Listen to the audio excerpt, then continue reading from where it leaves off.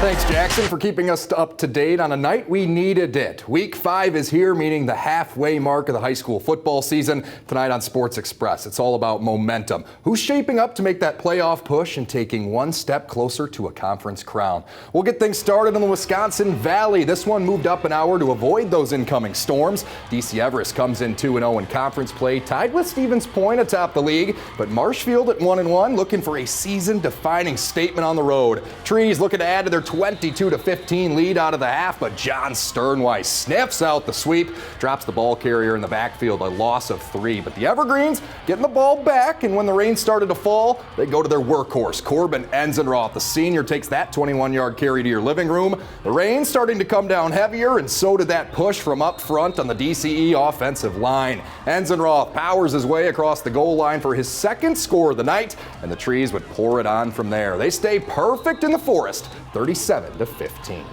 Next, over at Tom Field in Wisconsin Rapids, traveling up to face Wausau West. Red Raider first-year head coach Michael Krenz, a 1989 Warrior alum, but he's putting that to the side tonight. All defense from both teams in the opening quarter. West opting to go for it, 4th and long, but Connor Vine swallowing up Joe Gravine behind the line of scrimmage. That's a turnover on downs. Red Raiders coming right back with the air raid. Here's Owen Richardson delivering a dime to Jacob Mansell. That pass brings Rapids down inside the 7-yard line, but after 3 stops, forced to try for 3, and the field goal attempt from Aspen Tritz is wide left. West lead remains at 7. The Warriors offense then finding the rhythm. Gravine hitting Finn Reichert on 2 separate occasions to move the sticks, and with all that attention on one, Shea Jones slips free up the seam. That's his 4th tutty of the year, 23 yards untouched. West now at 7-0. Before the half, Richardson looking for yet another big chunk play across the middle, but it's Aiden Tao, a textbook high point on the ball. He comes down with it.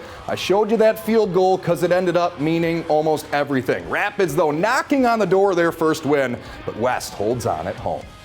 Next, over to Gerke Field, where they also were in a rain delay, but nothing was going to stop the marquee matchup as Spash welcomes in number 10 Hudson. First drive of the ball game. Trent Breitbach rolls out looking for his receiver, but that's picked off by Hudson, heading the other way. So the Raiders offense getting a turn after this long-awaited delay. The quarterback Jake Bussin decides, you know what, I'll take this one in myself. A 25-yard QB rush opens up the ball game for the first score. Spash's offense not able to get it going like they have been over these first 4 weeks, so they'll rely on the special teams. Calvin Roth taking this kickoff all the way, knots us at 1 touchdown apiece. That's our first house call of the season here on Sports Express, but Hudson not going down easy. They march things down for the 1-yard score from Nathan Michaels. Spash's defense grinding it out, but they're currently trailing 24-7 going into the 4th quarter.